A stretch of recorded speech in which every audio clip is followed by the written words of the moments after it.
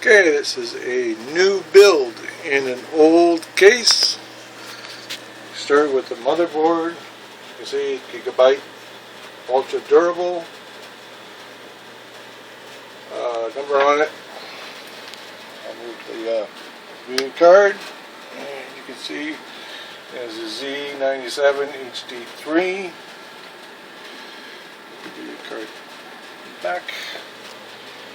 And the processor is an i5 4th generation.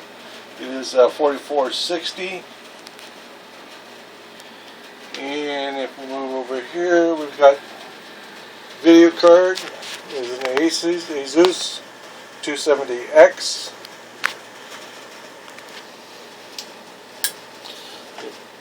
More light on it. And then we have some Hyper Fury RAM. This is the 1866. It's 8 gig. And then over here we have a SanDisk solid state drive, an SSD. This is a 250 gig.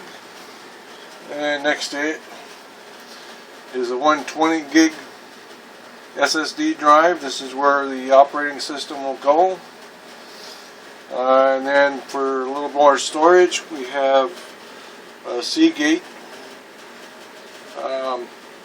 2 terabyte drive, mechanical drive.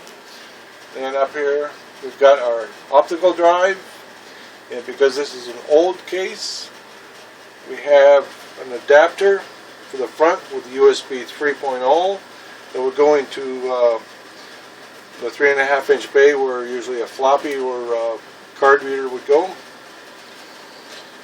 And of course what I'm going to do is the solid state drive will have games on it, and the other drive will have other stored movies and other video and stuff like that. And this is an older case. This is my older case. As you can see, is a Cooler Master.